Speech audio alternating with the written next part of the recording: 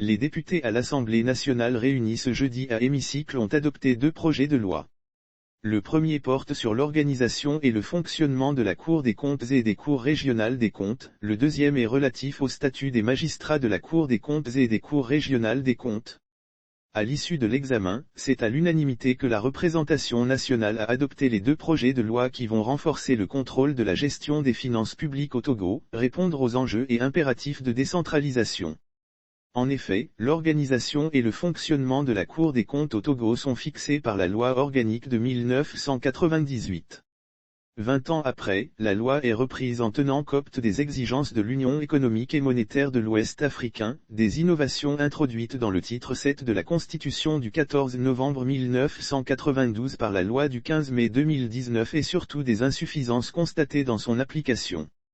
Elle prévoit l'extension des attributions de la Cour en y ajoutant l'évaluation des politiques publiques, l'émission des avis sur les rapports annuels de performance, le contrôle des visas des contrôleurs financiers et le contrôle de la gestion des responsables de programme, entre autres. Pour respecter les normes de l'Union économique et monétaire de l'Ouest africain et de l'INTOSE, l'énonciation et l'affirmation de l'indépendance de la Cour et son autonomie financière et de gestion ont été prévues.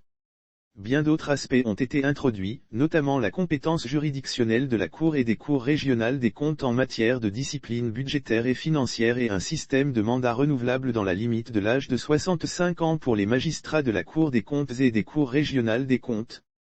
Le ministre des Droits de l'Homme, de la Formation à la Citoyenneté, des Relations avec les institutions de la République, porte-parole du gouvernement, Christian Trimua, a salué le vote de ces 2 projets de loi qui sont en phase avec la réforme de la gestion des finances publiques entreprises depuis 2008 au Togo.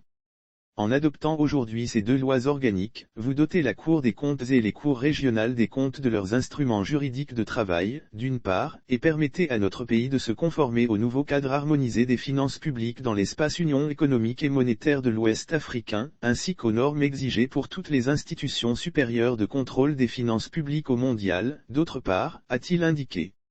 Le statut des magistrats de la Cour des comptes est fixé par la loi organique du 15 avril 2009 au Togo.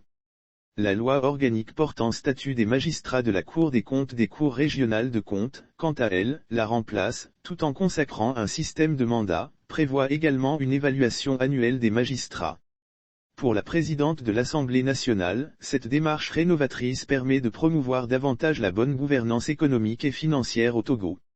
D'autres dispositions ont été également prévues afin de permettre à la Cour de faire face à ces nouvelles attributions et pallier les insuffisances. Elle concerne le déplafonnement de l'effectif total des magistrats et son relèvement, l'obligation pour la Cour d'auditer annuellement ses propres comptes et de faire évaluer périodiquement ses performances par ses pairs ou par la Cour des comptes de l'Union économique et monétaire de l'Ouest africain et la consécration d'une disposition au cas des exceptions d'inconstitutionnalité, entre autres.